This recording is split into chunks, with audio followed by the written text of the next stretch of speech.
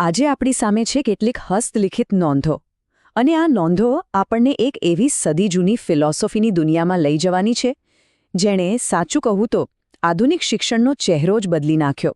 તો ચાલો આની ઊંડાણમાં જઈએ. ચાલો એક સવાલથી શરૂઆત કરીએ. કલ્પના કરો કે શાળાનો હેતુ માત્ર પુસ્તકોમાં લખેલા તથ્યોને ગોખવાનો ન હોય પણ આપણી આસપાસની વાસ્તવિક સમસ્યાઓનો ઉકેલ લાવવાનો હોય તો? બસ આ જ એક સવાલ છે જે વ્યવહારવાદના કેન્દ્રમાં છે અને આ જ વિચાર આપણા આખા વિશ્લેષણનો પાયો છે. તો સૌથી પહેલાં એ સમજીએ કે આ વ્યવહારવાદ છે શું. આને પ્રયોજનવાદ પણ કહેવાય છે. એનું સૂત્ર ખબર છે? એકદમ સીધું ને સટ છે. જો કોઈ વિચાર કામ કરતો હોય તો જ એ સાચો છે, બસ આટલું જ. આ ફિલોસોફીનું આ જ હાર્દ છે. જો આપણે એની વ્યાખ્યા જોઈએ ને તો વ્યવહારવાદ કહે છે કે કોઈ પણ વિચાર સાચો છે કે ખોટો એની પરખ એના પરિણામોથી થાય છે. એટલે કે કોઈ આઈડિયાને માત્ર વિચારવાને બદલે એને અજમાવો, એને અનુભવની કસોટી પર ચકાસો.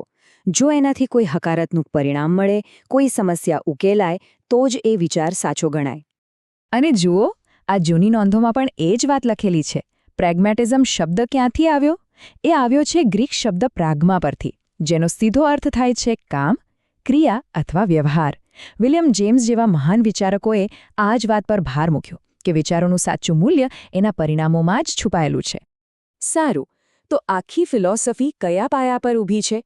ચાલો એના કેટલાક મૂળભૂત સિદ્ધાંતોને સમજીએ. આ એ માન્યતાઓ છે જેણે શિક્ષણની દુનિયાને એક નવી જ દિશા આપી. વ્યવહારવાદની સૌથી મોટી અને કદાચ સૌથી ક્રાંતિકારી વાત એ છે કે એ સત્યને કાયમી કે અચળ નથી માનતો. એ કહે છે કે સત્ય તો અનુભવમાંથી બને છે. મૂલ્યો પણ એવા જ છે. એ કંઈ આકાશમાંથી નથી ટપકતા, પણ સમય અને સંજોગો સાથે બદલાય છે. એટલે જ બધો ભાર પરિણામો પર હોય છે કે શું ખરેખર કામ કરે છે. આ નોંધોમાં જુઓ, કેટલી સરસ વાત લખી છે.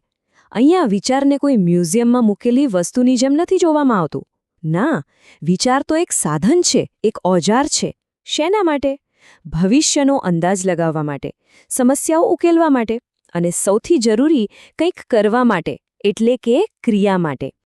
આ ફિલોસોફી એવું માને છે કે આપણે જ્ઞાન મેળવનારા નિષ્ક્રિય જીવો નથી, પણ જ્ઞાનનું સર્જન કરનારા સક્રિય જીવો છીએ.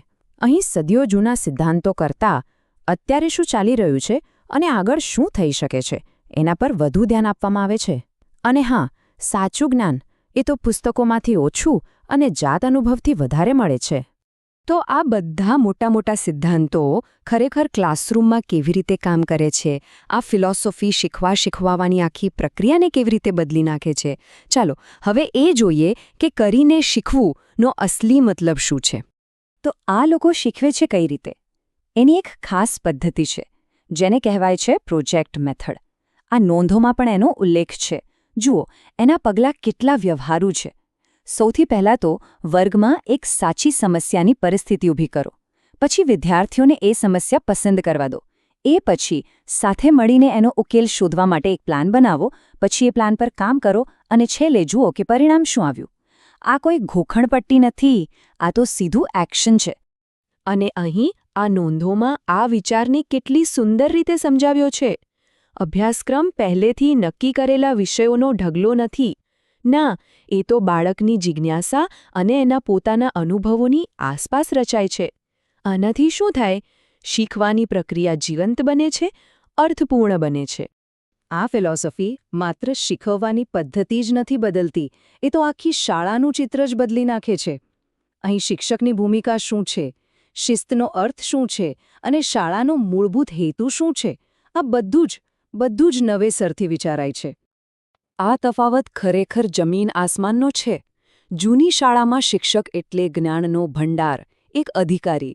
પણ અહીં શિક્ષક એક મિત્ર છે, એક ગાઈડ છે જે શીખવાની મુસાફરીમાં મદદ કરે છે. શિસ્ત ઉપરથી લાદવામાં નથી આવતી, પણ સાથે મળીને કામ કરવાથી એ આપોઆપ આવે છે. અને સૌથી મોટી વાત, શાળા એ જીવન જીવવાની તૈયારી નથી, પણ શાળા પોતે જ જીવન છે. આ નોંધો એક ખૂબ જ ઊંડા વિચાર પર ભાર મૂકે છે. શાળા એ સમાજનું નાનકડું સ્વરૂપ છે. આનો મતલબ શું થયો? એનો મતલબ એ કે વિદ્યાર્થીઓ લોકશાહી, સહકાર અને જવાબદારી જેવા ગુણો ચાર દિવાલોની અંદર શાળામાં જ શીખે છે. આ જ ગુણો તેમને ભવિષ્યમાં સારા નાગરિક બનાવશે. તો આટલી બધી વાતો પછી સવાલ એ થાય કે શિક્ષણ પર વ્યવહારવાદનો અંતિમ પ્રભાવ કેવો રહ્યો? દરેક સિક્કાની બે બાજુ હોય છે, તો ચાલો આપણે તેની શક્તિઓ અને તેની ટીકાઓ બંને પર એક નજર નાખીએ. એક તરફ એ વાત સાચી છે કે આ પદ્ધતિ બાળકને કેન્દ્રમાં રાખે છે, લોકશાહી મૂલ્યો શીખવે છે અને જીવનમાં ઉપયોગી થાય એવી સ્કિલ્સ પર ભાર મૂકે છે. પણ બીજી બાજુ વિરોધીઓ કહે છે કે આમાં આધ્યાત્મિક અને શાશ્વત મૂલ્યો માટે કોઈ સ્થાન નથી. સત્યને બદલાતું રહે એવું માનવામાં આવે છે અને શિક્ષણનો કોઈ નિશ્ચિત અંતિમ ધ્યેય જ નથી. અને આ અંતિમ નોંધ આપણને યાદ અપાવે છે કે આ ચર્ચા હજુ પૂરી નથી થઈ. હકીકતમાં વ્યવહારવાદે શિક્ષણના મૂળભૂત હેતુ વિશે એક એવી ચર્ચા શરૂ કરી જે આજે પણ ચાલુ છે કે શિક્ષણ ખરેખર શેના માટે હોવું જોઈએ. આ એક એવો સવાલ છે જેનો જવાબ દરેક પેઢીએ પોતાની રીતે શોધવો પડે છે. અને આ આપણને એક અંતિમ પણ ખૂબ જ મહત્વના સવાલ પર લાવીને ઊભા રાખે છે. આજની દુનિયા કેટલી ઝડપથી બદલાઈ રહી છે દઈને? તો શું આવી દુનિયામાં એક એવી શિક્ષણ પ્રણાલી જે પોતે પરિવર્તનને સ્વીકારવા તૈયાર હોય તે જ સૌથી વધુ વ્યવહારુ નથી? આનો જવાબ આપણે સૌએ વિચારવાનો છે.